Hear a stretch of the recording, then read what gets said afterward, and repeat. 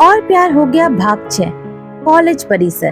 कार्तिक की बाइक आकर पार्किंग में रुकती है। बाइक से उतरकर वो सीधा लाइब्रेरी की ओर बढ़ जाता है। कॉलेज के सभी टीचर्स और स्टूडेंट्स उसे हैरत भरी नजरों से देख रहे थे। पढ़ाई के नाम से दूर भागने वाला कार्तिक आज पहली बार लाइब्रेरी जा रहा है, किसी को यकीन नहीं हो रहा था। कार्तिक ने जैसे ही लाइब्रेरी में कदम रखा, सब पढ़ना छोड़कर उसकी ओर देखने लगे। लाइब्रेरियन आंखों पर लगे चश्मे को साफ करके फिर से आंखों पर लगाते हुए बोला, क्या तुम सच में आए हो या ये मेरा वहम है? तो क्या मैं आपको भूत दिखता हूँ? कार्तिक ने चिढ़कर कहा। अरे मेरा मतलब तुम क्या सच में यहाँ पढ़ने आए हो? लाइब्रेरियन ने फिर से पूछा। जाकर अपना काम करो ना अंकल, और ये बताओ फर्स्ट ईयर के कोर्स से रिलेटेड बुक्स किधर हैं? कार्तिक ने हाथ में पकड़ी नोटबुक घुमाते हुए कहा। लाइब्रेरियन ने रॉ की तरफ इशारा कर दिया। कार्तिक रॉ के पास गया। मोटी मोटी किताबें देखते ही उसे चक्कर आने लगा। कार्तिक एक एक करके किताबें देखता और फिर वापस रॉ में रख देता। कुछ देर बाद नंदिनी वहां आ पहुंची। थैंक गॉड नंदू, तुम आ गई। मुझे तो कुछ समझ नहीं आ रहा है, इनमें से क्या पढूं और क्या नहीं। कार्तिक ने नंदिनी की ओर देखते हुए कहा। धीरे, ये लाइब्रेरी है, तुम्हें ये सारी किताबें पढ़नी होगी। नंदिनी ने कहा। क्या इतनी सारी किताबें? कार्तिक ने चिल्लाकर कहा। नंदिनी ने आगे बढ़कर उसके मुंह पर अपना हाथ रखकर फुसफुसाते हुए कहा, एक साथ नहीं पढ़नी, रोज थोड़ी थोड़ी पढ़ेंगे। इन किताबों में लिखा जब तुम्हारे दिमाग में जाएगा तभी तो पास होंगे न तुम। और सबसे पहले तो तुम ये बार बार रिएक्ट करना बंद करो। शोर करोगे तो लाइब्रेरियन तुम्हें और मुझे दोनों को यहाँ से बाहर निकाल देगा। इस रॉ में जितनी भी किताबें हैं उनमें से कोई एक किताब निकाल लो और शांति से बैठकर पढ़ो। धीरे धीरे सब समझ आने लगेगा। बोलो, पढ़ोगे ना? कार्तिक बस आंखें फाड़े नंदिनी को देखे जा रहा था। जब नंदिनी बोलती है तो उसकी आंखें बार बार झपकती हैं और होठों के पास हल्के गड्ढे पड़ जाते हैं जो बहुत ही प्यारे लगते हैं। कार्तिक को चुप देखकर नंदिनी ने कहा, बोलो ना। कार्तिक ने आंखों से नंदिनी को मुंह से हाथ हटाने को कहा। सॉरी कहकर नंदिनी ने कार्तिक के मुंह से अपना हाथ हटाया और कहा, चलो निकालो कोई बुक। कार्तिक ने एक दो किताबें देखी और फिर सबसे पतली वाली निकालकर टेबल की तरफ बढ़ गया। नंदिनी ने भी अपने लिए कुछ किताबें निकाली और आकर कार्तिक की बगल में बैठ गई।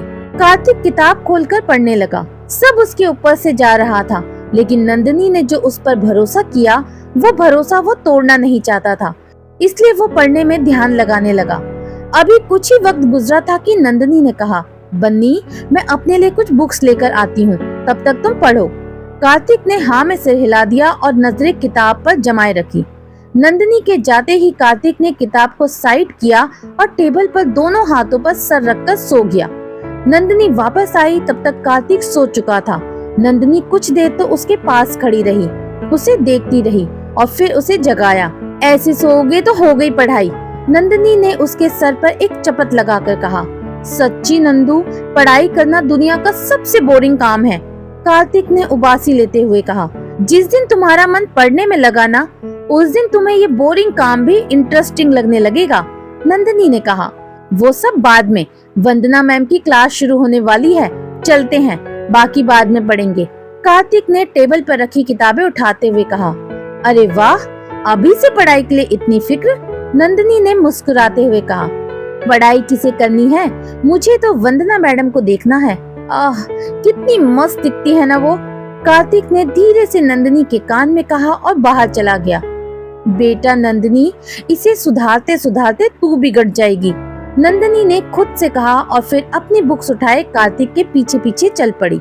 दोनों आकर क्लास में बैठ गए। त्यागी, चंदन और श्रुति वहाँ पहले से थे। वंदना मैम के आते ही सब शांत होकर पढ़ने लगे। क्लास के बाद नंदिनी ने कार्तिक और बाकी दोस्तों को वहीं रोक लिया। नंदिनी, हमें इतना पढ़कर टॉप नहीं आना, तू कार्तिक को ही पढ़ा, कहकर श्रुति, त्यागी और चंदन वहाँ से चले गए। बस कार्तिक और नंदिनी ही वहाँ थे। नंदिनी का उतरा हुआ चेहरा देखकर कार्तिक ने कहा, कोई बात नहीं नंदू, मैं हूँ ना, तुम मुझे पढ़ाओ। कार्तिक की बात सुनकर नंदिनी मुस्कुराई और उसे पढ़ाने लगी। क्योंकि अगली क्लास 1 घंटे बाद की थी, इसलिए दोनों को डिस्टर्ब करने वाला कोई नहीं था। कार्तिक भी पूरी ईमानदारी से नंदिनी का साथ दे रहा था। कार्तिक ने देखा नंदिनी उसे बिल्कुल एक प्रोफेशनल लेक्चरर की तरह समझा रही है। दूसरी तरफ नंदिनी ने महसूस किया कार्तिक पढ़ने में उतना भी डम नहीं था जितना उसने सोचा था, बल्कि वह एक बार में ही किसी बात को अच्छे से समझ लेता। नंदिनी को बहुत खुशी हुई। पढ़ते पढ़ते 1 घंटा गुजर गया और अगली क्लास का वक्त हो गया। अगले लेक्चरर थे श्रीनिवास कांत, जो कि पॉलिटिक्स पढ़ाते थे। वो इतना धीरे धीरे बोलते थे कि आधे स्टूडेंट तो उनकी क्लास में ही सो जाया करते थे। कार्तिक और नंदिनी आज सबसे पीछे वाली बेंच पर बैठे थे। कार्तिक जब बोर होने लगा तो उसने अपनी और नंदिनी की बुक्स उठाई और नंदिनी का हाथ पकड़कर उसे बाहर ले आया। ये क्या बन्नी, बाहर क्यों ले आए? नंदिनी ने पूछा। कितना बोर कर रहे हैं वो, कार्तिक ने मुंह बनाकर कहा। पर मुझे तो कुछ भी बोरिंग नहीं लगा, मुझे पढ़ना पसंद है बन्नी, नंदिनी ने प्यार से कहा। कार्तिक ने नंदिनी का हाथ पकड़ा और उसे कैंपस में बनी सीढ़ियों पर ले आया।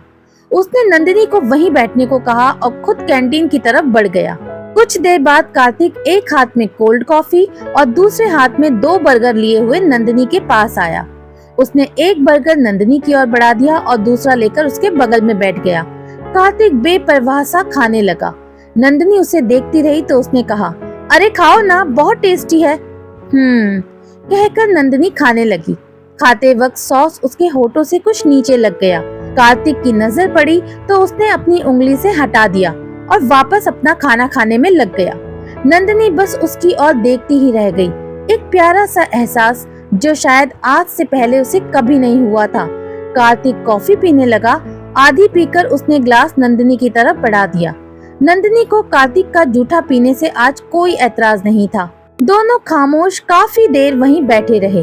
कांत सर की क्लास खत्म होने के बाद श्रुति, त्यागी और चंदन भी आ गए और फिर सारे मिलकर गप्पे मारने लगे। क्लासें खत्म करके सभी अपने अपने घर चले गए। नंदिनी को बार बार कार्तिक की वो छुअन याद आ रही थी। उससे ध्यान हटाने के लिए नंदिनी किताब खोलकर बैठ गई। जल्दी ही वह उस बात को भूल गई। अब रोजाना नंदिनी कार्तिक के साथ वक्त बिताने लगी। कार्तिक को पास करवाना उसका एकमात्र मकसद बन चुका था। कॉलेज खत्म होने के बाद भी अक्सर दोनों सीढ़ियों पर बैठकर पढ़ाई को लेकर डिस्कस करते या नोट्स बनाते रहते। कार्तिक की शरारतें अब कुछ कुछ कम होने लगी थी। साथ ही वह पढ़ाई को लेकर भी अब सीरियस होने लगा था। पढ़ते हुए वो इतना खो जाता कि उसे न खाने का पता होता न पीने का, पर नंदिनी उसका पूरा ख्याल रखती। स्टडी करते हुए वो कई बार उसे अपने हाथों से खिलाने लगती। कभी कभी दोनों बच्चों की तरह झगड़ पड़ते तो कभी बहुत प्यार से बात करते। नंदिनी और कार्तिक ने अपने आसपास एक अलग ही दुनिया बना ली थी। एक दूसरे के अलावा उन्हें कुछ दिखता ही नहीं था। नंदिनी कुछ कुछ अब कार्तिक जैसे बनने लगी थी। वो भी उसके साथ मिलकर शैतानियां करती। कहा जाए तो पहले से बहुत खुश रहने लगी थी। मुस्कुराहट उसके होठों से दूर नहीं होती थी। फीलिंग्स बहुत थी, पर दोनों ही अनजान थे। फ्रेंड्स से दोनों कब बेस्ट फ्रेंड बन गए पता ही नहीं चला, पर दोनों के होठों पर हर वक्त एक दूसरे का नाम रहता, एक दूसरे की बातें रहती। पूरा कॉलेज उनकी दोस्ती की मिसाल देने लगा। हंसते खेलते 4 महीने निकल गए। कार्तिक अक्सर बाइक से नंदिनी को हॉस्टल तक छोड़ देता था। अब तो नंदिनी के हॉस्टल की आधी से ज्यादा लड़कियां कार्तिक को जानने लगी थी, पर मजाल है कार्तिक किसी को नजर भर देख ले। ये शायद नंदिनी के साथ का ही असर था कि कार्तिक इतना बदल चुका था। रंजना और अखिलेश जी भी कार्तिक के इस बदले रूप से हैरान थे। एक शाम कॉलेज खत्म होने के बाद कार्तिक ने नंदिनी को चलने को कहा तो क्लास के लड़के पवन ने आकर कहा, कार्तिक, नंदिनी मेरे साथ कॉफी पीने जा रही है, मैं बाद में से हॉस्टल ड्रॉप कर दूंगा।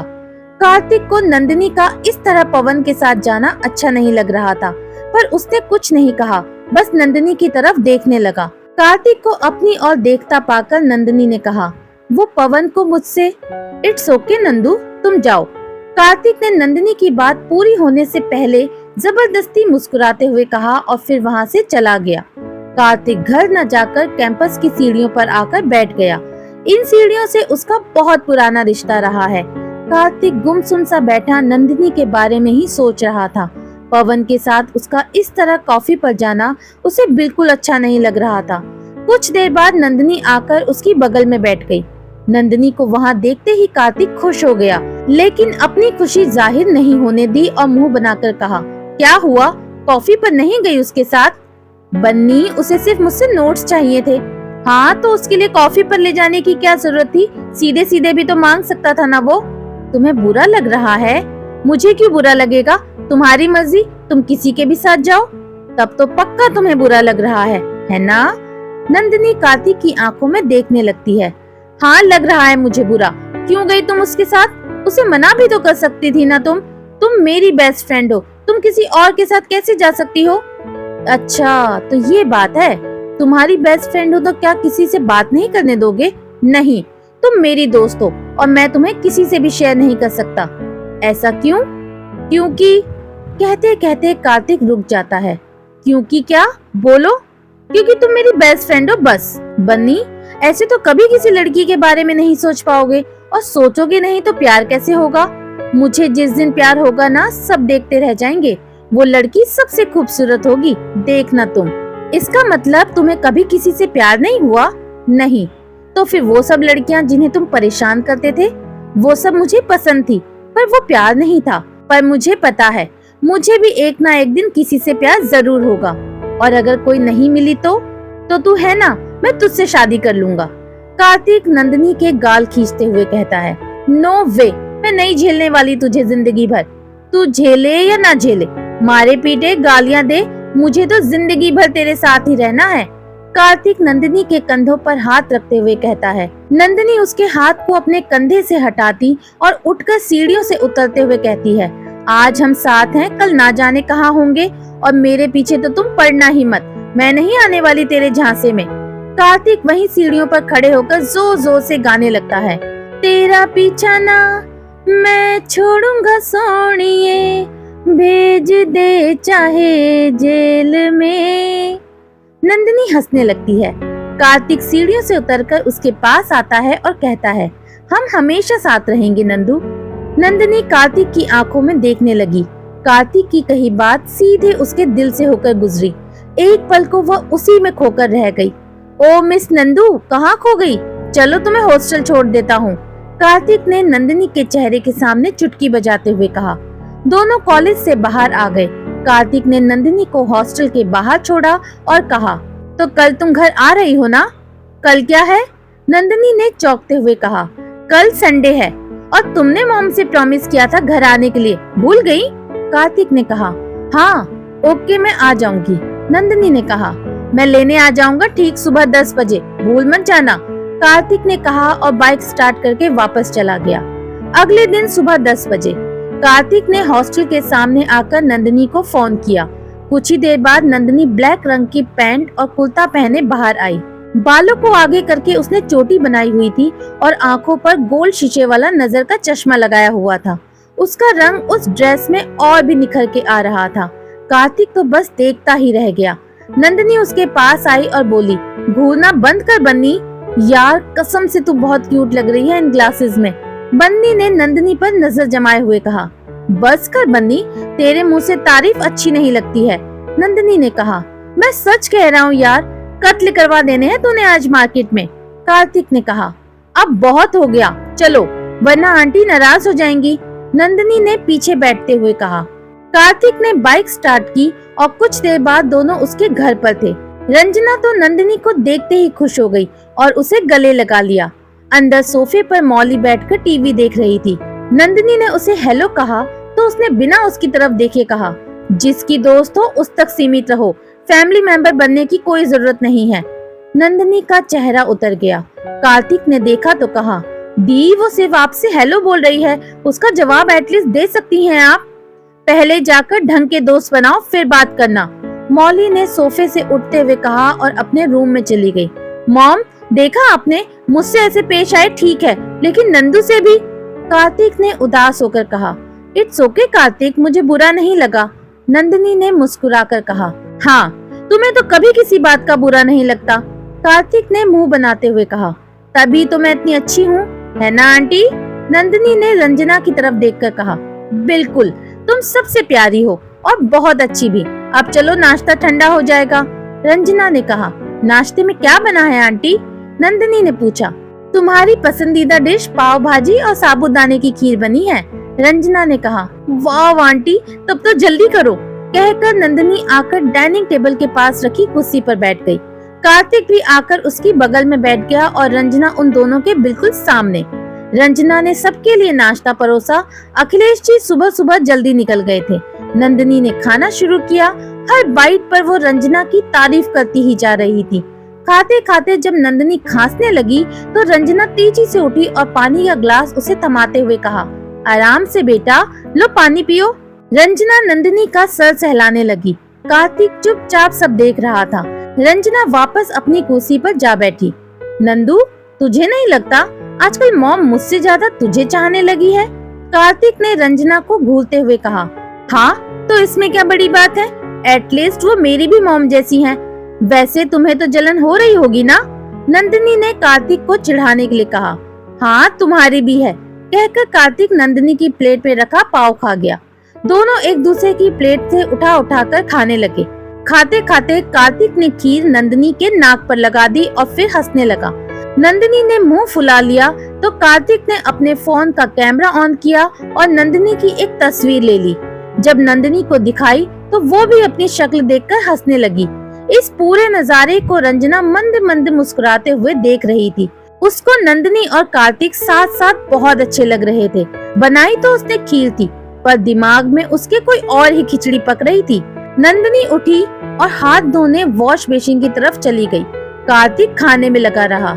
नंदिनी अच्छी लड़की है, और बहुत प्यारी भी है। तुम दोनों अच्छे दोस्त हो, एक दूसरे को अच्छे से समझते हो, एक दूसरे की इतनी परवाह भी करते हो।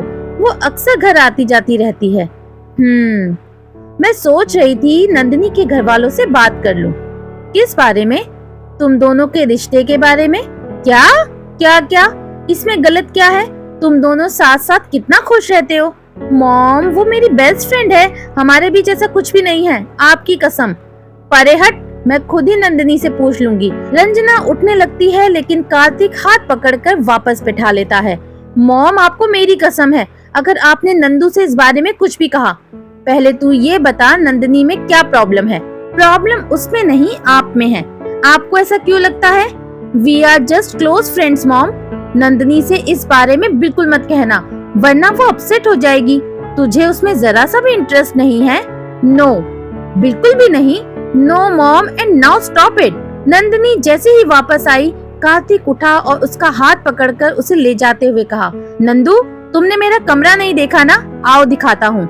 लेकिन आंटी से बात? नंदिनी ने पीछे मुड़कर रंजना की ओर देखते हुए कहा, मॉम से बाद में बात कर लेना, कहकर कार्तिक उसे खींचकर वहाँ से ले गया। रूम में आकर कार्तिक ने नंदिनी को बैठने को कहा और खुद कॉफी लेने चला गया। नंदिनी ने देखा रूम अस्त व्यस्त पड़ा था। कार्तिक के ढेर सारे कपड़े एक कुर्सी की शोभा बढ़ा रहे थे। बेड के पीछे की दीवार पर कार्तिक की ढेर सारी तस्वीरें लगी थी, जिनमें कुछ बचपन की भी थी। नंदिनी उन्हें देखकर मुस्कुराने लगी। बेड के साइड में एक खिड़की थी, जिस पर हल्के आसमानी रंग के पर्दे थे। नंदिनी को कार्तिक का कमरा काफी इंटरेस्टिंग लगा। उसके रूम की एक दीवार पर डोरेमोन, नोबिता, शिजुका, सुनियो, जियान और सिंचैन की तस्वीर बनाई हुई थी। नंदिनी को उन सब तस्वीरों में कार्तिक का बचपना दिखा। कबर्ड के दाईं तरफ एक प्यारा सा गिटार टंगा था। नंदिनी ने उसके सामने जाकर देखा, वहाँ गिटार के नीचे लिखा था, one day I will be a rock star. Nandini ने गिटार उठाया और जैसे ही मुड़ी, सामने रंजना खड़ी थी। नंदिनी मुस्कुराई और कहा, आंटी, इसे कार्तिक बजाता है? बजाता था बेटा, अब नहीं। रंजना ने कहा। क्यों? नंदिनी ने पूछा। कार्तिक के पापा को ये सब पसंद नहीं, इसीलिए। रंजना ने कहा। आप यहाँ क्या कर रही हैं मॉम? कॉफी के कप हाथ में थामे कार्तिक ने अंदर आते हुए कहा। उसे डर था कहीं रंजना नंदिनी से शादी वाली बात ना कह दे। बन्नी, तुम्हारा गिटार है, प्लीज बजाकर दिखाओ ना। नंदिनी ने गिटार कार्तिक के सामने करते हुए कहा। सॉरी नंदू, मैंने गिटार बजाना छोड़ दिया है, कहकर कार्तिक ने नंदिनी के हाथ से गिटार लिया और उसे रखने वापस दीवार की ओर चला गया। नंदिनी रंजना की तरफ देखने लगी तो रंजना ने प्यार से उसके गाल को छूकर कहा, ये अपने गिटार को किसी को हाथ तक नहीं लगाने देता, पर तुमसे कुछ नहीं कहा, इसका मतलब तुम उसके लिए बहुत खास हो। नंदिनी मुस्कुराने लगी। रंजना वहाँ से चली गई। कार्तिक ने नंदिनी को कॉफी दी और दोनों बालकनी में खड़े होकर बात करते हुए कॉफी पीने लगे। कार्तिक के साथ वक्त बिताकर नंदिनी वापस हॉस्टल चली गई, पर दो सवाल उसके जहन में रह गए। पहला, मौली की बेरुखी, दूसरा, कार्तिक का गिटार से रिश्ता। खैर, वक्त गुजरता रहा और ये दो सवाल नंदिनी के ख्यालों में ही उलझ कर रह गए और वो भी उन्हें भूल गई। एग्जाम्स नजदीक आ गए। कार्तिक और बाकी दोस्त भी तैयारियों में जुट गए। नंदिनी को विश्वास था इस साल कार्तिक जरूर पास हो जाएगा। एग्जाम हुए, सबके पेपर अच्छे हुए। नंदिनी एग्जाम के बाद कॉलेज की छुट्टियां होने की वजह से घर चली गई। कार्तिक अकेला रह गया। यूं तो बाकी दोस्त थे, पर नंदिनी की कमी उसे हमेशा खलती रही। नंदिनी का फोन भी बंद था। रिजल्ट आया, वही हुआ जो नंदिनी ने सोचा था। कार्तिक सिर्फ पास नहीं हुआ, बल्कि पूरे कॉलेज में फर्स्ट रैंक पर आया था। सभी हैरान थे कि ये चमत्कार हुआ कैसे, पर कार्तिक जानता था ये सब नंदिनी की मेहनत का फल था। फंक्शन वाले दिन कार्तिक जल्दी आ गया, पर नंदिनी आज भी नहीं आई थी। वो उदास हो गया और आकर हॉल में बैठ गया। सभी स्टूडेंट्स और टीचर्स हॉल में जमा थे। कार्तिक की नजर बार बार दरवाजे पर चली जाती, लेकिन जिसका उसे इंतजार था वो नहीं आई। तभी माइक में अनाउंसमेंट हुई, the student of the year award goes to mister Kartik Saxena. सारा हॉल तालियों की गड़गड़ाहट से गूंज उठा। कार्तिक को अपने कानों पर विश्वास नहीं हो रहा था। एक बार फिर जब उसका नाम पुकारा गया, तब उसे एहसास हुआ कि जो सपना वो हर रोज देखता था वो आज पूरा हो गया। कार्तिक को स्टेज पर इनवाइट किया गया। चंदन, त्यागी और श्रुति कार्तिक के लिए बहुत खुश थे, पर कार्तिक जिसे सबसे ज्यादा मिस कर रहा था वो थी नंदिनी। कार्तिक स्टेज पर आया। प्रिंसिपल सर ने उसे ट्रॉफी दी और उसका कंधा थपथपाया। जिस कार्तिक के चेहरे पर हमेशा मुस्कुराहट रहती थी, आज उसकी आंखों में नमी आ गई।